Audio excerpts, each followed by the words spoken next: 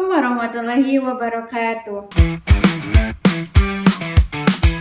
Alhamdulillahirabbil alamin wa bihi nasta'in wa ala umuri din waddin wassalatu wassalamu ala asyrafil anbiya'i wal mursalin wa ala alihi washabihi ajmain amma ba'du.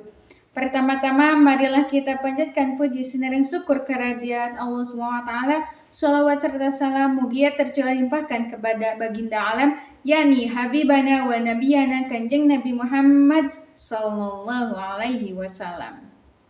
Tak lupa kepada sahabatnya, kepada tabi'at-tabi'atnya hingga kita selaku umatnya. Amin ya Allah ya Rabbal alamin.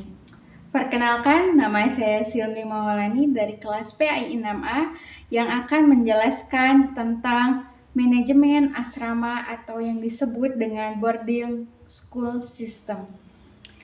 Tugas mata kuliah manajemen sekolah berbasis pesantren modern yang dosen pengampuhi oleh Ibu Epi Nursaidah Apriani MPD.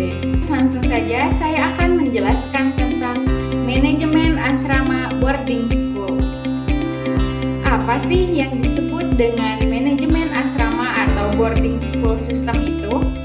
Nah, manajemen asrama adalah proses pengelolaan sistem pendidikan berbasis tempat tinggal atau yang disebut dengan boarding school.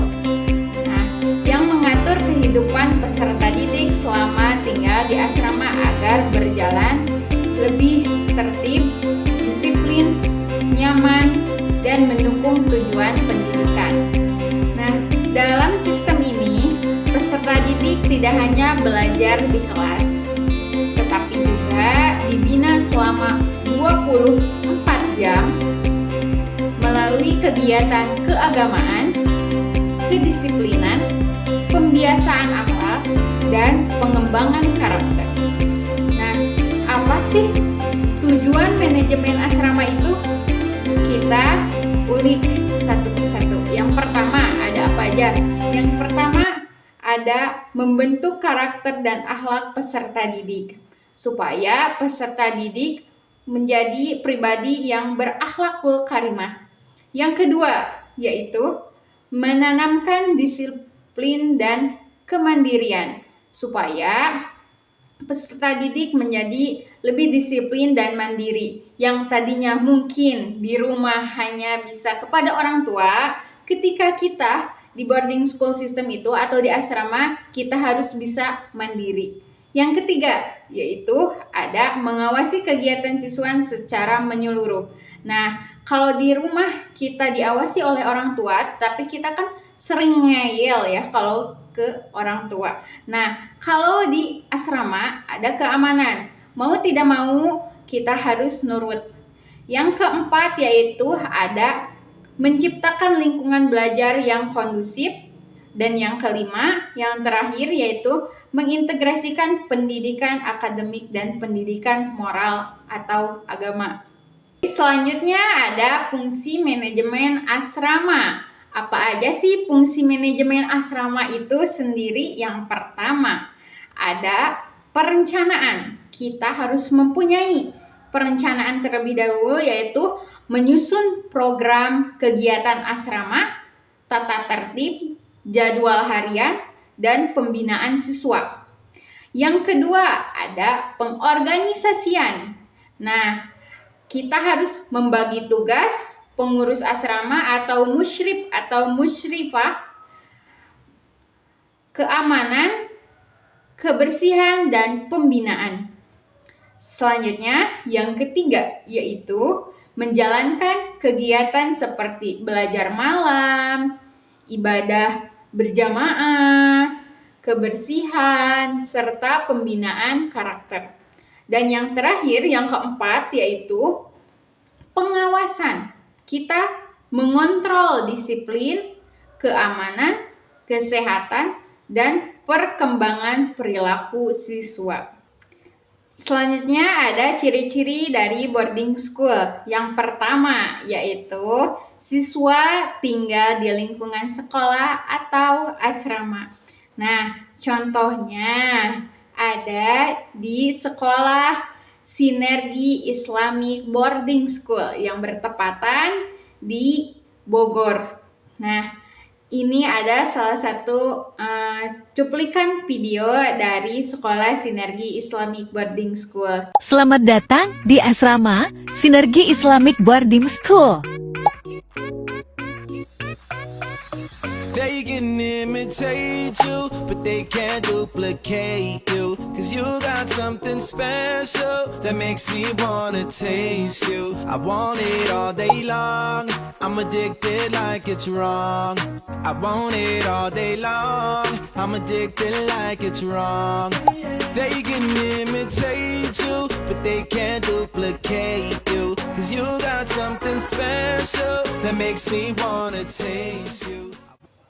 Nah, setelah kita simak video tersebut, kita lanjut ke ciri-ciri kedua, yaitu ada pendidikan berlangsung selama 24 jam, dan yang ketiga ada pembinaan spiritual dan karakter, yang keempat ada kegiatan siswa lebih teratur dan terawasi, dan yang terakhir ciri-cirinya yaitu menekankan kemandirian dan kedisiplinan. Nah, selanjutnya kita lanjut ke apa sih kelebihan dari boarding school itu? Nah, di sini ada 4. Yang pertama yaitu pembinaan akhlak lebih intensif. Yang kedua yaitu lingkungan belajar lebih kondusif. Yang ketiga, melatih hidup mandiri dan disiplin. Yang keempat, mengurangi pengaruh negatif lingkungan luar. Nah, setelah kita mendengar dari kelebihan boarding school itu, pasti ada kelebihan, pasti ada kekurangan. Nah, sekarang apa sih kekurangan dari boarding school itu? Yang pertama yaitu membutuhkan biaya lebih besar ya. Yang kedua yaitu siswa bisa merasa jauh dari keluarga. Yang ketiga yaitu membutuhkan pengelolaan yang sangat baik agar siswa nyaman. Nah, dalam perspektif pendidikan Islam, manajemen asrama sangat penting karena membentuk peserta didik yang berilmu, berakhlak, disiplin, dan bertanggung jawab sesuai nilai-nilai Islam. Nah, selanjutnya kita contoh kegiatan harian asramanya apa aja. Nah, di waktu jam 4 subuh kegiatannya kita bangun tidur dan sholat tahajud. Jam 4.30 kita sholat subuh berjamaah. Yang kelima yaitu mengaji Al-Quran. Yang keenam, persiapan buat sekolah. Jam 7 sampai jam 1 kegiatan belajar di sekolah atau di kelas. Jam 1 kita sholat zuhur berjamaah. Jam 2 kita istirahat. Jam setengah 4 kita sholat asar berjamaah. Dan jam 6 kita sholat maghrib dan mengaji. Seterusnya kita jam setengah 8 belajar malam.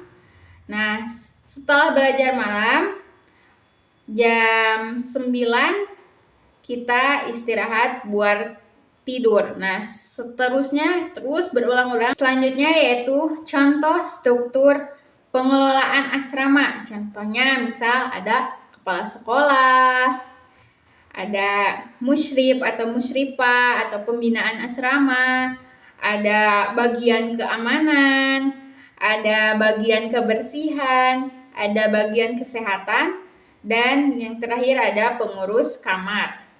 Nah, selanjutnya contoh tata tertib asrama. Yang pertama nih, kita harus wajib mengikuti sholat berjamaah. قد أنصح لأبي وربت بحسنها أمي وأرشدني الأستاذ والمعلمين misal kita tidak mengikuti sholat berjamaah, pasti ada hukumannya.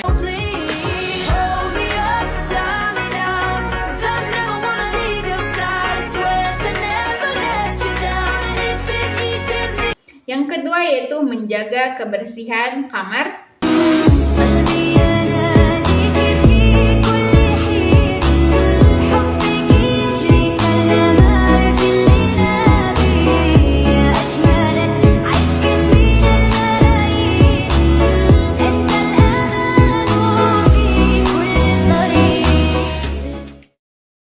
Yang ketiga yaitu dilarang membawa barang terlarang seperti pisau, pistol, HP, kan itu barang-barang terlarang, atau alkohol atau apa, atau vape atau rokok gitu. Terus yaitu wajib mengikuti belajar malam seperti mengaji, belajar menghafal, belajar baca kitab kuning.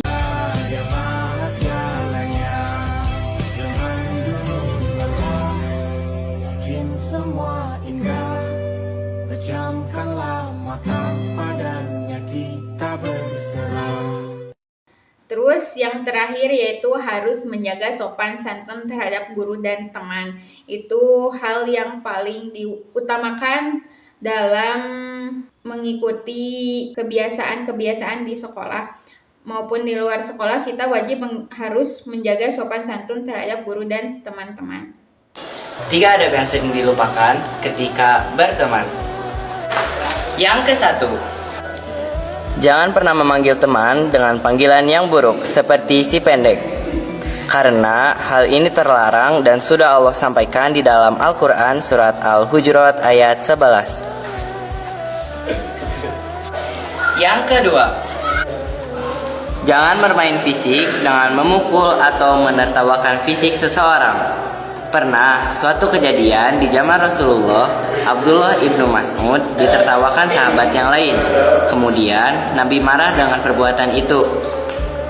Yang ketiga, jangan pernah berbohong dengan niat membuat yang lain tertawa, karena Rasulullah melaknat dan mengatakan, celakalah bagi siapapun yang berbohong dengan alasan membuat yang lain tertawa.